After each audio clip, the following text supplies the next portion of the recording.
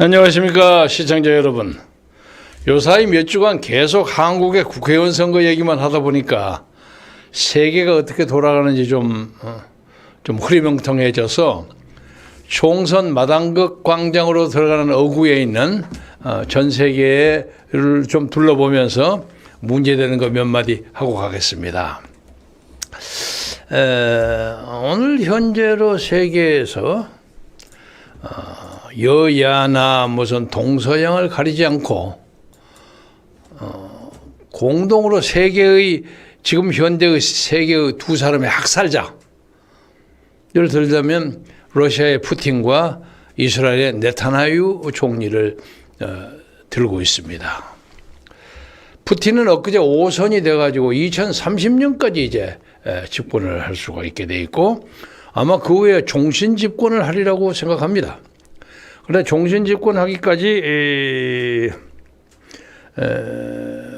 그때 그 한 달 전쯤 미국 CIA에서 야 거기에 큰 사건이 벌어져서 테러가 벌어질지도 모른다 하는 것을 사전에 정보를 통해서 알려줬다는 겁니다. 그러니까 푸틴이 아예 웃기지 마라고 그냥 취지도회를 했어요.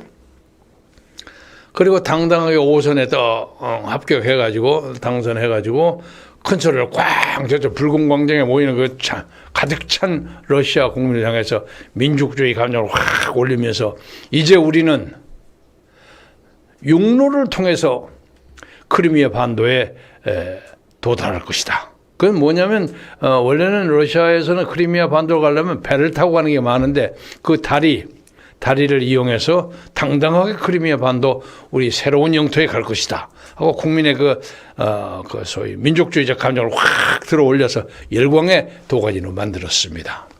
그런데 그 사건이 벌어지고 난 직후에 사람들이 142명인가 많은 사람이 그냥 집단 학살을 당하고 또 부상도 상당히 거의 100몇십 명, 거의 한 300명 가까이의 사상자가 벌어져서 충격을 주었는데 이것을 가지고 푸틴은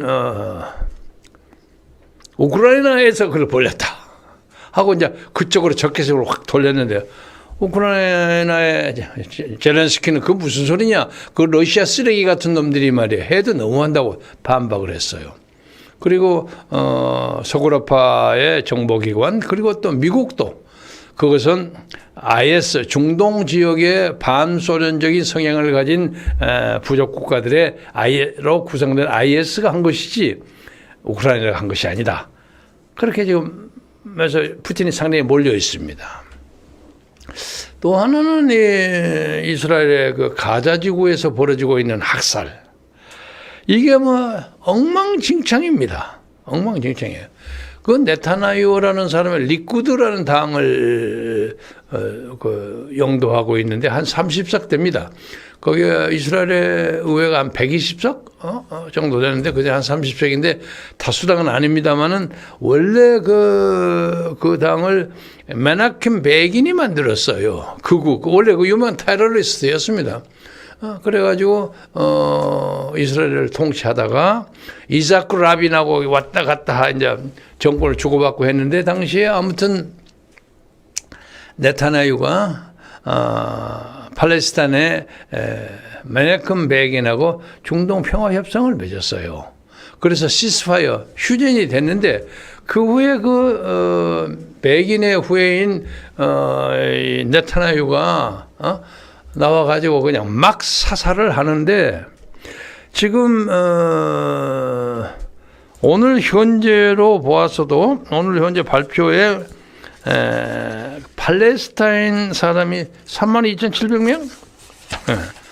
32,070명. 그리고 부상자가 74,000명. 거의 10만 명이 넘는 사상자가 그러니까 살인의 드라마가 벌어지고 있고 당시에 이제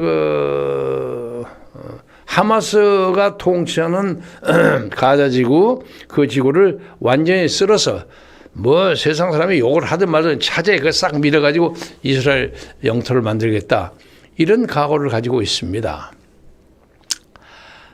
너무 잔인합니다. 그리고 이것을 막으려고 하는 사람들이 서구라파 그리고 미국에서는 막으려고 하는데 이게 말을 안 들어. 니들이 뭘 하느냐, 우리가 죽기 살고 돈 버드는데 하고 해가지고 바이든도 상당히 그 비판적인 입장을 취하고, 바이든 밑에서 국무장관을 하는 블링컨이 있죠. 블링컨도 주의십니다. 그 사람도 이거 너무 지나치다, 이게 안 된다 이런단 말이에요. 그런데도 아무튼 차제에 그냥 하면 팔레스타인 하마스는 쓸어버리겠다는 생각을 가지고 있단 말이에요. 이 세계가 어떻게 이렇게 피비린내 나는 전쟁으로 계속되는지, 국내가 복잡하긴 합니다만 세계는 너무너무 복잡해요. 심지어 사람들은 원래 그 하마스가 이스라엘을 공격한 걸로, 선제 공격한 걸로 이 전쟁이 시작됐다, 그렇게 되어 있습니다. 그런데 공격하는 것이 뭐 드론 뭐 15,000발을 쏘고, 그리고 뭐 포탄을 막 그 이스라엘 지역에다 쏘고 어쩌고 시작을 했다고 하는데, 많은 사람들은 이것이 사실상 이스라엘의 모사드, 이스라엘 정보기관이죠. 1949년에 이스라엘 독립 당시에 만들어진 세계 최고 최강의 정보기관을 자처합니다. 미국의 CIA를 앞지른다고 감히 자처하는 이 기관에서 사실상 하마스를 선동해가지고 선제 공격을 함으로써 이스라엘의 그 명분 있는 반격을 유도하기 위한 고도의 정보작전 아니냐 하는 그런 의혹이 상당히 힘을 얻고 있습니다. 처음엔 에이 그럴 리가 있나 이렇게 했는데 사람들이 하는 거 보니까 이거 해도 너무 지나치거든.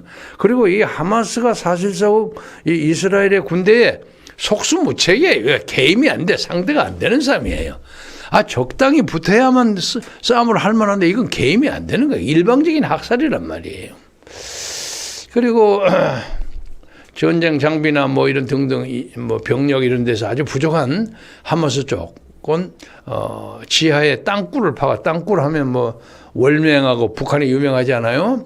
뭐 그쪽에 전문가들을 불러가지고 땅굴을 팠다는 설이 있습니다. 가자 지구와 그 이스라엘 그쪽에 팔레스타인 하마스 지역에 지하 땅굴이 500km가 된답니다. 엄청나죠? 엄청나니까 뭐 막 사통팔달하고 막 난리 법석인 모양. 그 안에 하나의 제국이 형성되다시피 되어 있는데, 이스라엘이 드론을 가지고 이렇게 무인 드론을 가지고 공격을 하고 찾고 하는데 그것도 한계가 있잖아요. 왜냐하면 드론이 깊이 들어가면 밖에서 조정하는데 또 미스가 생기고 어쩌고 해서 그 뭐 그런 문제가 많이 생기는 모양이에요. 그러니까 지금 이스라엘이 꽝 하고 뭐라고 발표했냐면 지금 현재 실행하는지 안 하는지는 아직 확인이 안 됐습니다만, 그 150km에 달하는 그 가자지구 그 하마스 지역에다가, 거기가 지중해죠, 뭐, 지중해가 아니라 이쪽에 대서양이지, 대서양, 지중해 있죠. 그 해수물을 집어넣어 그걸 물로 다 채워버려서 수장을 시켜버리겠다는 거예요. 무시무시한, 아마 인류 역사상 이런 작전은 없었을 겁니다. 그래서 막 그 일부에서는 좀 시작되다가 그냥 물이 차니까 그냥 그 하마스 군대가 손들고 나오고 뭐 난리 법석이 벌어졌는데, 그 후에 진전은 어떻게 되는지 모르겠습니다. 그래서 이 이스라엘의 좀 뭐라고 할까, 잔인무도한 비인간적인이라는 말을 떠나서 이 잔인무도한 학살 전쟁을 사람들이 보면서 세계가 여론이 굉장히 반이스라엘적으로 돌아갔습니다. 심지어 어떤 악담하는 사람은 니들이 그 모양으로 사람을 하니까 유태인 500만 학살당한 거 아니냐, 뭐 이런 얘기까지 막 악담이 나오고 이러면서 뭐 인류가 존재하는데 어떤 마지막 종착역에 있는 마수라장 아닌가, 이런 느낌이 듭니다. 그래서 우리가 국내 정책하다 복잡하다니까 그 얘기를 모른 척하고 있는데, 정말 시청자 여러분에게 이스라엘 전쟁에서 희생당하는 사람들에 대한 그 유니세프나 뭐 식량기구 등등의 뭐 10,000원, 20,000원 이렇게 보내는 거 있죠. 그런데 많이 참여를 해주시면 그래도 그 고난을 당한 사람들에 대한 연대의식과 지지, 지원의 뜻이 되지 않을까, 그렇게 생각합니다. 그리고 이제 그와 관련해서 이제 북한 쪽에서는 김정은이라는 젊은 지도자가 이스라엘하고 러시아만큼 그렇게 지독하지는 않지만은 하여간 연일 그냥 미사일을 빵빵 쏴대고 그 국민의 먹거리로 들어가야 할 예산을 전부 무기에 동원해가지고 그냥 누구를 위해서 그렇게 공갈을 때리냐. 미국 그리고 대한민국에 대해서 공갈을 때리는 거죠. 그리고 그 앉아서 김주행가 하는 꼬마 아가씨를 해갖고 이거 후계자 구도가 운운하고 앉아있으니까 우리로 보기는 뭐라고 할까. 중세시대를 묘사하는 무슨 만화를 보는 것 같아요. 네? 그래서 우리 같은 동포가 또 이렇게 저 우수수만 또 없는 이런 희극적인 나라에서 독재에서 시달리는 것도 이게 보통 일이 아니란 말이에요. 그런데 이 정권에 향해서 충성을 맹세하는 주사파가 이 대한민국 사회 곳곳에 베껴 있어.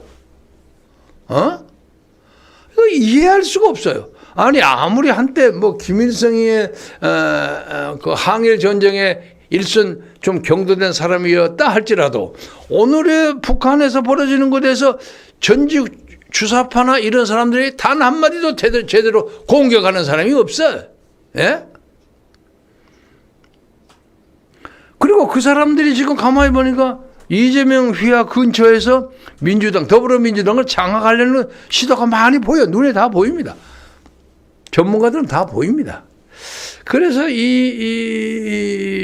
21대 총선이 어떤 사람은 심지어 오늘 아침에 어디 보니까 이번 선거를 제대로 못하면 앞으로 대한민국에 선거가 없을 것이다 하는 절망적인 표현까지 했더라고요.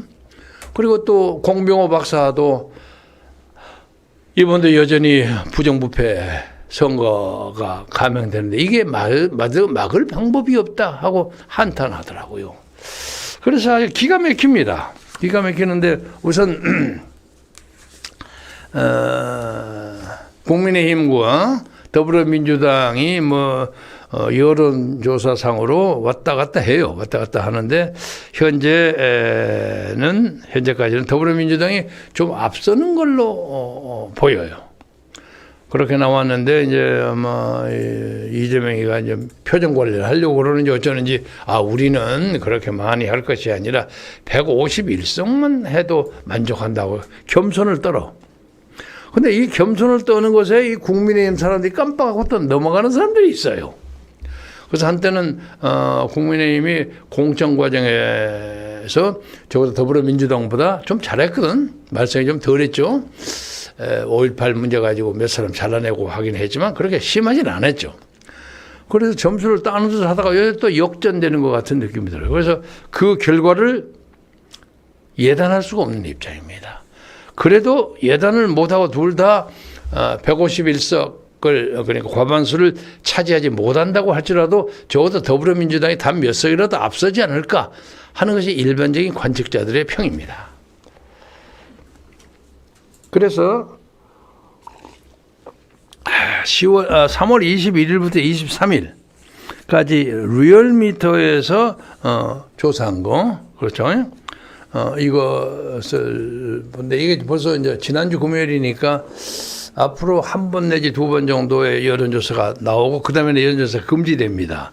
그래서 이걸 자세히 보시면 여러 가지 시사하는 점이 많아요. 민주당, 더불어민주당이 확실하게 국민의힘보다 앞서 있습니다. 여러분 보시죠? 보여주죠? 앞서 있고 녹색정의당, 개혁신당, 새로운미래, 새진보연합, 자유통일당, 진보당 이렇게 나와 있는데 국민의힘이 37.1이니까 한 4.3 정도 떨어져 있어요. 민주당보다. 녹색정의당이 있고 그 다음에 개혁신당이 지난주에 4.2%에서 3.8로 줄어들었습니다. 그리고 새로운 미래 이낙연 당은 2.6%에서 3.1로 조금 소폭 증가했습니다.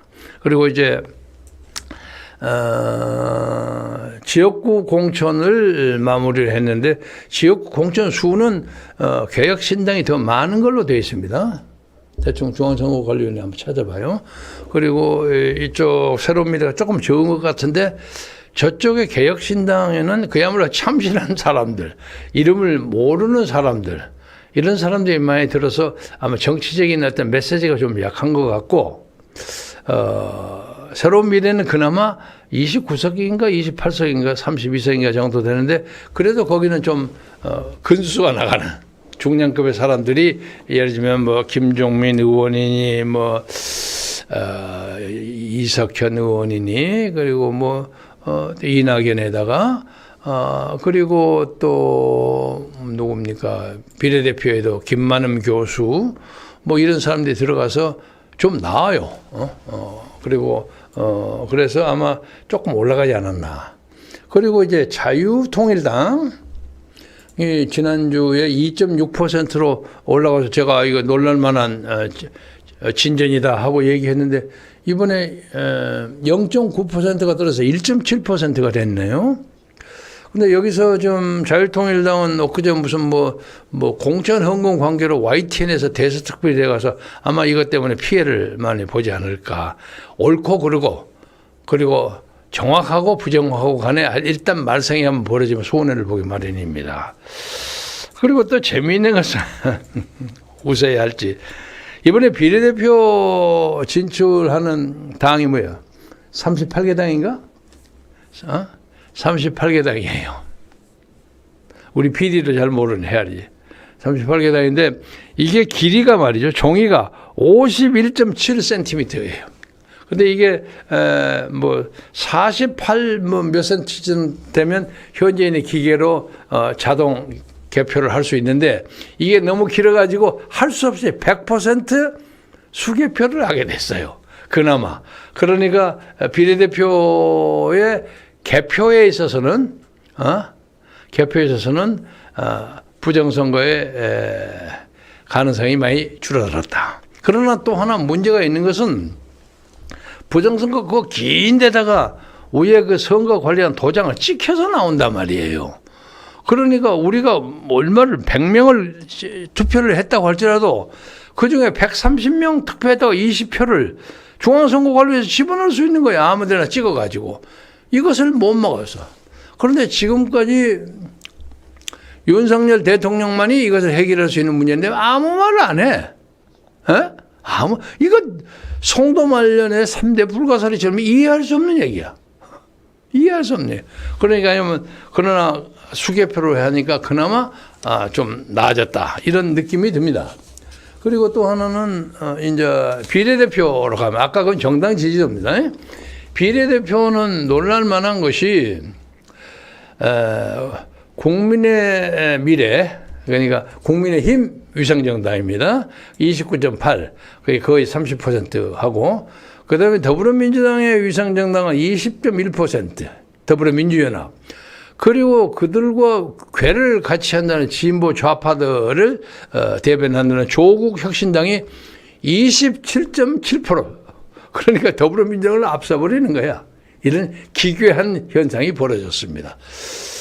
그러니까 여당보다는 야당의 더불어민주연합과 조국혁신당이 보탬 얼마입니까? 47.8 아닙니까?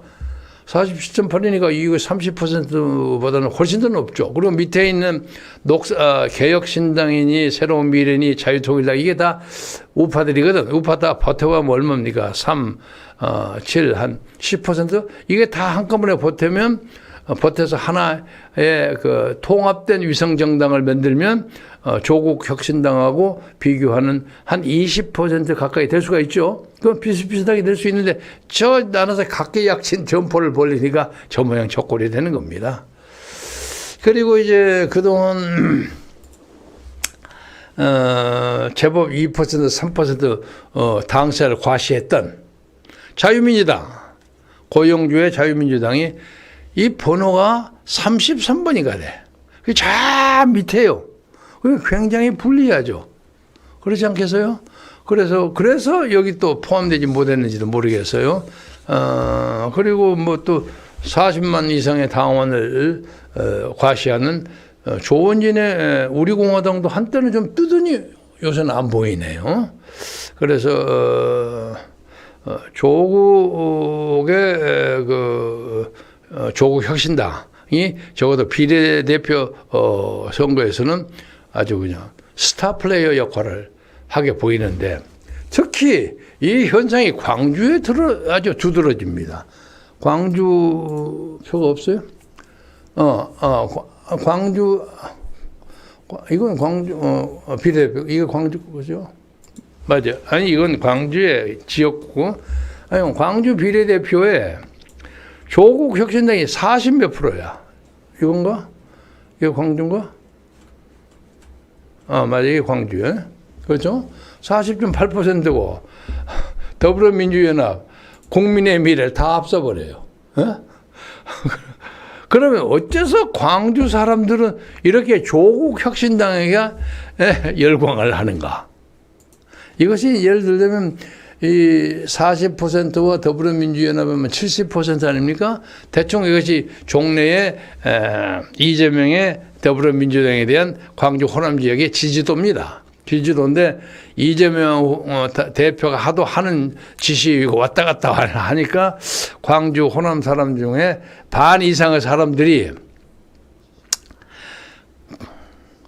지역 선거에서는 할 수 없이 그냥 그쪽을 찍지만 아예 비례대표에서는 창피해서 이재명이 못 찍겠다. 그래서 조국 혁신당으로 많이 돌아간 것 같아요. 그리고 이제 조국 혁신당이 가지고 있는 문제점의 하나를 광주 사람들은 별로 그렇게 대단하게 심각하게 생각하지 않는 것 같아. 우선은 광주뿐만 아니라 서울에도 그러하지만은 조국 대표가 그 뭐 2년 그 고등법원까지 그 선고를 받은 뭐 그런 거 있죠. 뭐 문서 가짜 만들고 어쩌고 하는 거. 그것을 이 나라의 중산층의 사람들은 별로 그것이 큰 범죄라고 생각하지 않는 거야. 그게 도덕적 불감증에 빠져 있는. 자기들도 했으니까.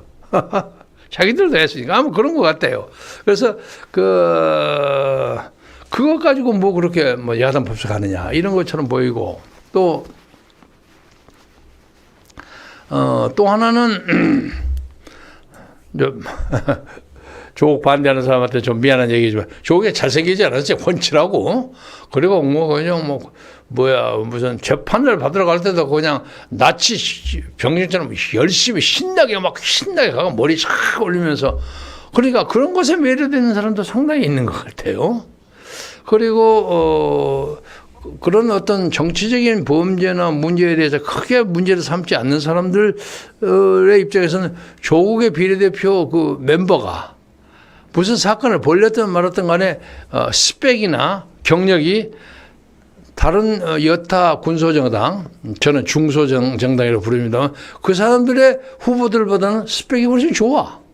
나쁜 짓을 한 검사였던 황운하 같은 경찰청장이었던 이런 사람들이 이건 나쁜 짓은 했지만 그래도 어느 정도 수준 되는 사람이 아니냐. 이것이 조국 혁신당이 비례대표에 그렇게 높은 지지를 유발하고 있는 중요한 요인이 아닌가 그렇게 보입니다. 그리고 이제 그 사람들이 특히 20대의 여성들에게는 되게 인기가 없어요. 조국이. 왜? 아니 조민이 같은 딸이 뭐 온갖 짓을 다 하고 우리가 그걸 어떻게 지지하느냐 이렇게 된단 말이야.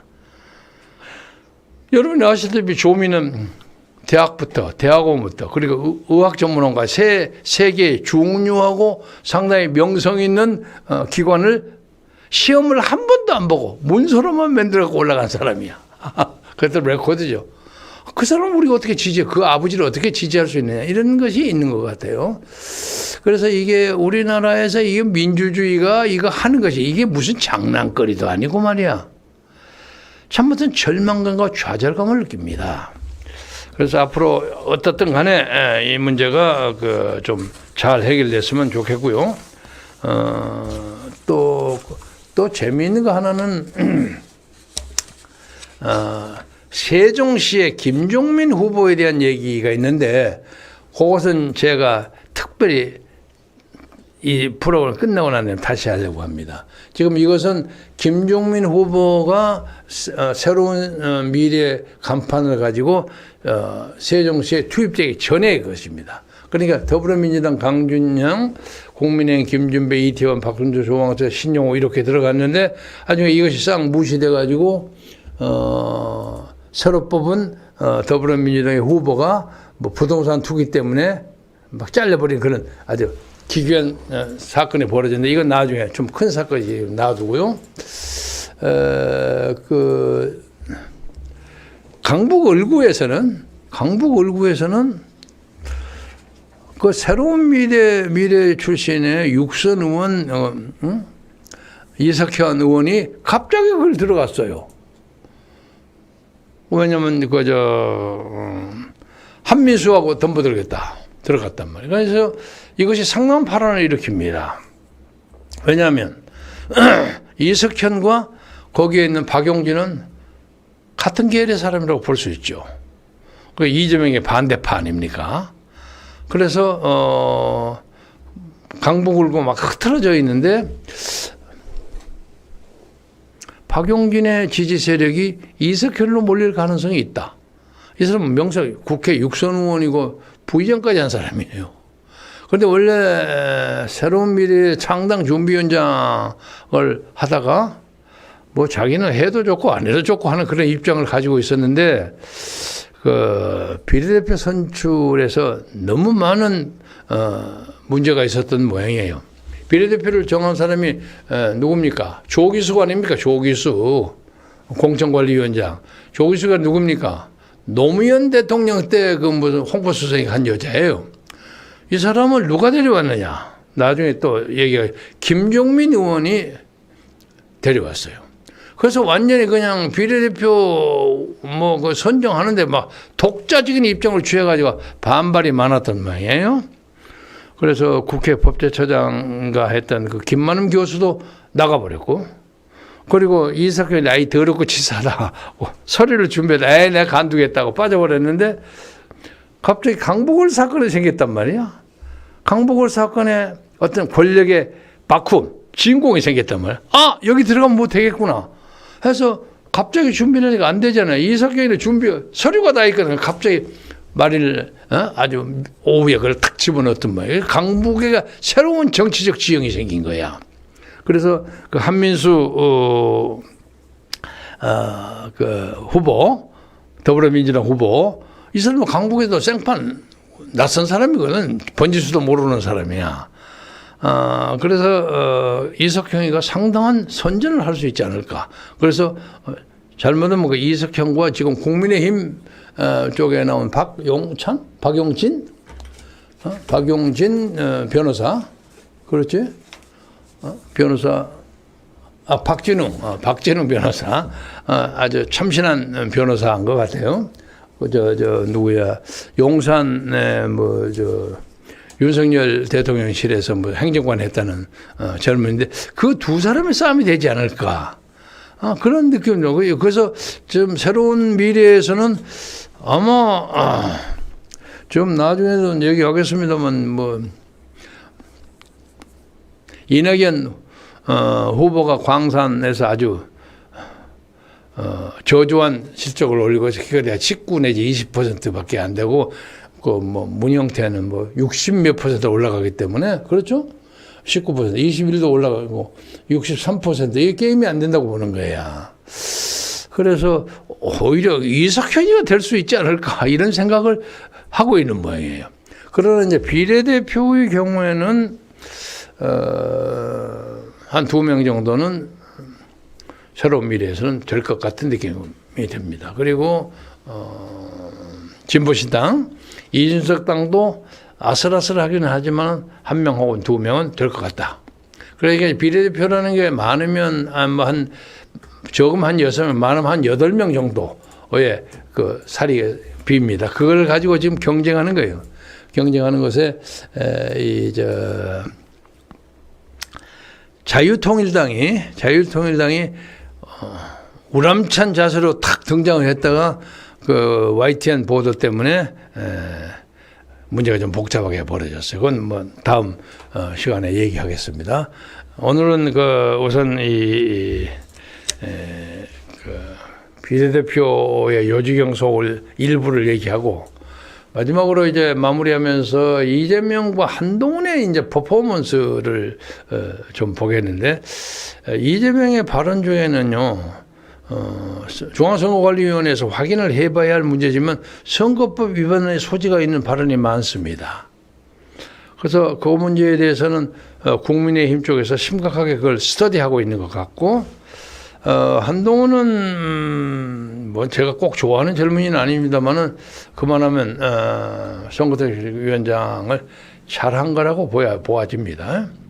그런데 뭐 과로해갖고 뭐 그냥 뭐 굉장히 피곤한 모양이에요.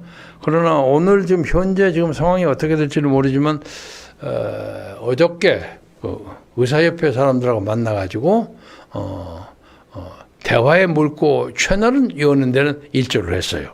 그리고 이제 그거 하기 전에 윤석열 대통령한테 오늘 의사들의 사직서 내는 거에 대해서 좀 유화적인 태도를 취하겠다 하는 언지를 받은 것 같아요.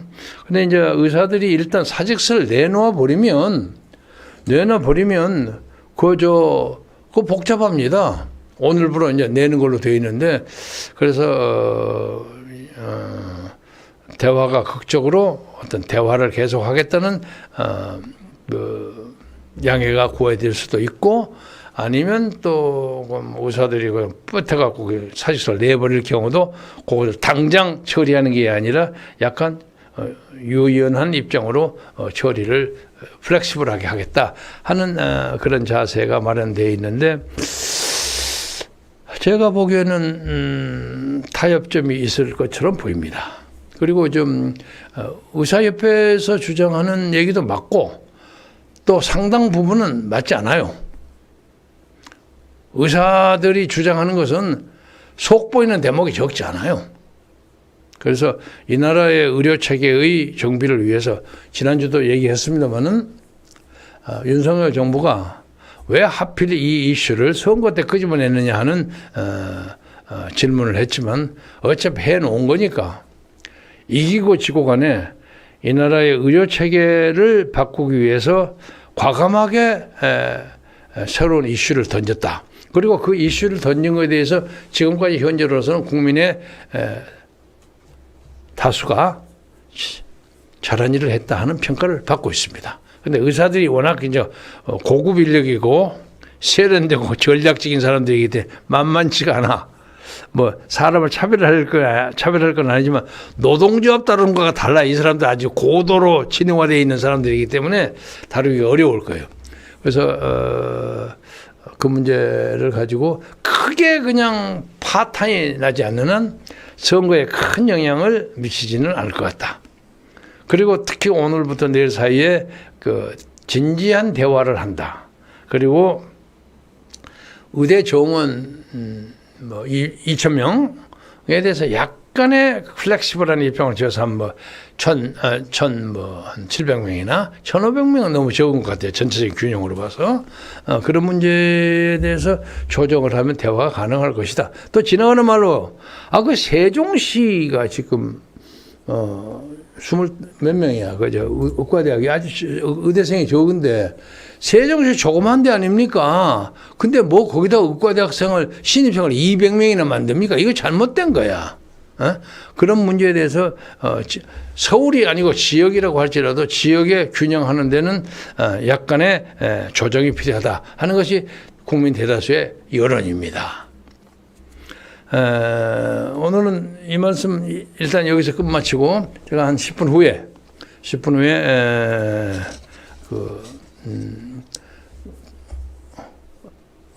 이건 다른 거죠. 왜 이게 나와?